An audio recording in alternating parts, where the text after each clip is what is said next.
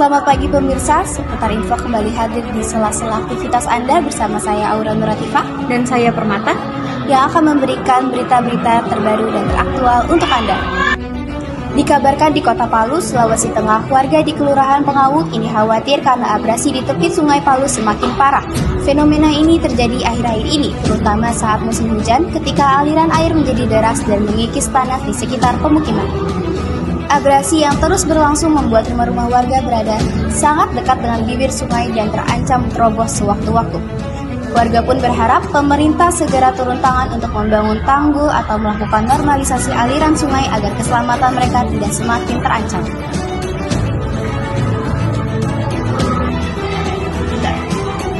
Kecelakaan mobil pengangkut uang di Tasikmalaya tewaskan sopir dan lukai beberapa orang.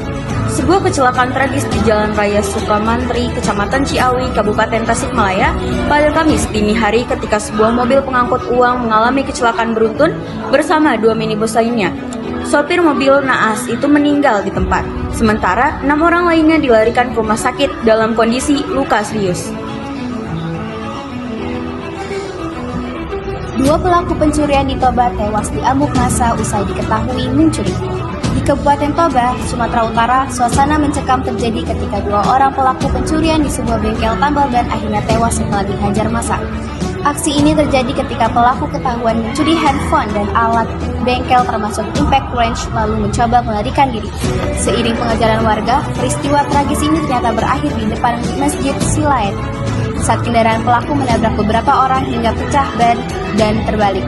Dalam kekacauan itu, warga yang marah langsung menyerang kedua pelaku hingga meninggal di lokasi kejadian. Sementara satu pelaku lainnya berhasil melarikan diri. Polisi yang tiba kemudian melakukan olah tempat kejadian perkara dan mengevakuasi jenazah ke rumah sakit terdekat. Pembunuhan tragis di Lombok Barat menguak kekerasan berbasis cemburu. Di Lombok Barat, seorang wanita ditemukan tewas dan jasadnya diletakkan di dalam septic tank. Sebuah tindakan kejam yang mencuat setelah keluarga melaporkan korban hilang. Pelaku, yang tak lain adalah pacar korban sendiri, melakukan pembunuhan tersebut dilatar belakangi rasa cemburu. Bahkan, dia sempat mengajukan laporan kehilangan palsu ke polisi dalam upaya menyembunyikan jejak kejahatannya. Akhirnya, kebenaran terbongkar setelah penyelidikan petugas yang membawa sang pelaku ke pengadilan. Peristiwa tragis ini mengundang keprihatinan umum atas maraknya kekerasan dalam hubungan pribadi ketika emosi terlalu jauh menguasai tindakan seseorang.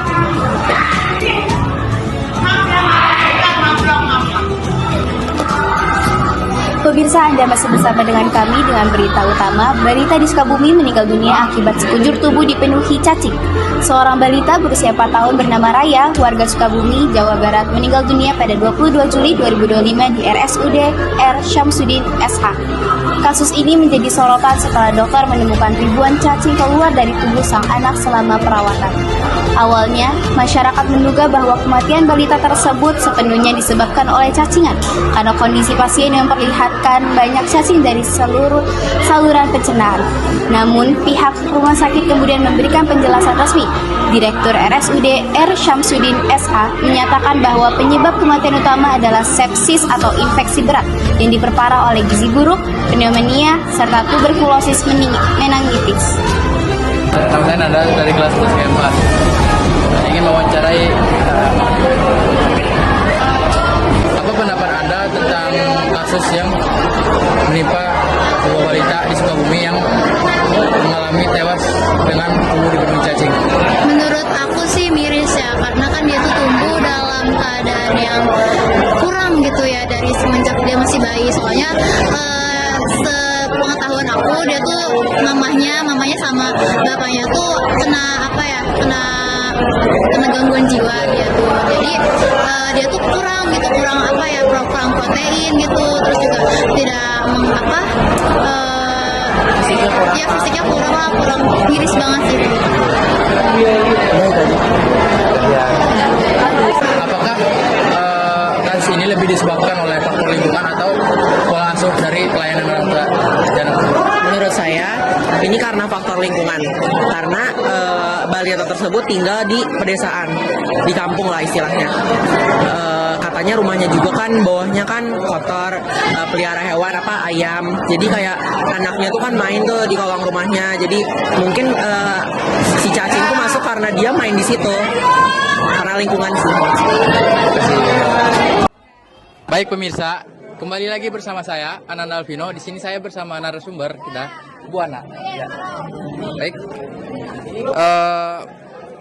Bagaimana tanggapan Anda terhadap penjelasan pihak rumah sakit yang menyebut cacingan bukanlah penyebab utama dari kematian?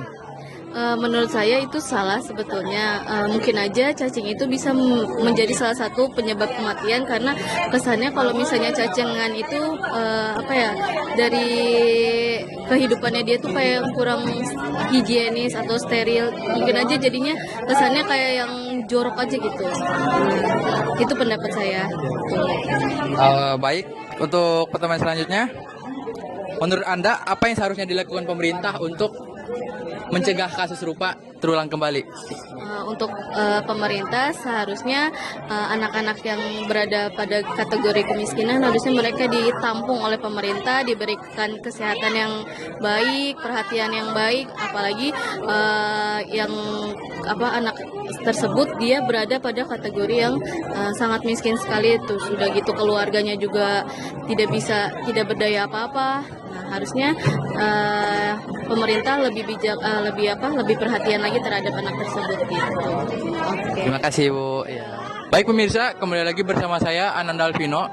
Di sini saya akan mewawancarai dengan Bapak siapa? Adifa Julian. Baik, Bapak Adifa Julian. Ya.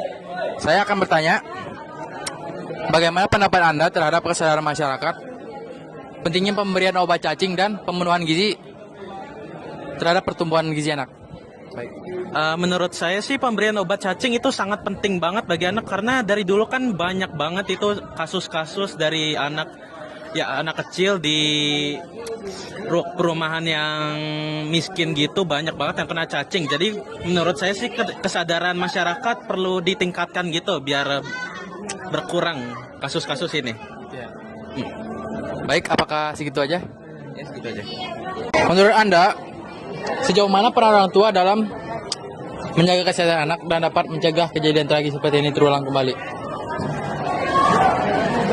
Menurut saya sih peran orang tua itu orang yang paling penting dalam mencegah hal ini. Karena orang tua itu kan tokoh yang paling penting dalam menjaga anak pada masa kecilnya. Mereka harus tetap bisa menjaga anak sampai mereka dewasa agar anak itu tetap bisa sehat dan bahagia. Baik. Sekian dari wawancara kami hari ini. Saya kembalikan kepada center. Ya. Kementerian Kesehatan juga menegaskan bahwa cacingan bukan faktor tunggal yang menyebabkan balita tersebut meninggal dunia. Infeksi berat dan kondisi gizi yang lemah membuat daya tahan tubuh anak menurun sehingga tidak mampu melawan penyakit. Kepala Dinas Kesehatan Sukabumi menjelaskan bahwa pasien memang sempat menerima obat cacing, namun perawatan lanjutan terkait gizi dan kesehatan paru-parunya tidak maksimal. Kasus ini pun memunculkan perhatian publik, terutama terkaitnya masih tinggi kasus gizi buruk dan penyakit menular pada anak di daerah. Pemerintah daerah bersama Kementerian Kesehatan menegaskan akan memperkuat program edukasi kesehatan bagi masyarakat, serta memastikan distribusi obat cacing dan pelayanan gizi berjalan optimal. Dengan meninggalnya balita Raya, masyarakat kembali diingatkan akan pentingnya perhatian terhadap kesehatan anak sejak dini.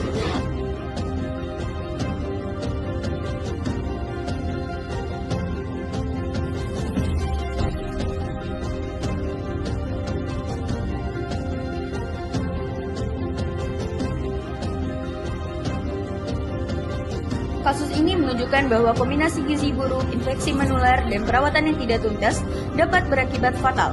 Hingga kini, pihak rumah sakit dan dinas kesehatan masih terus melakukan evaluasi agar kasus serupa tidak kembali terulang di Sukabumi maupun di daerah lainnya. Demikianlah berita hari ini. Saya Permata Dan saya Aura Nuratifa. mohon undur diri dari hadapan Anda. Terima kasih dan selamat pagi. Sampai jumpa.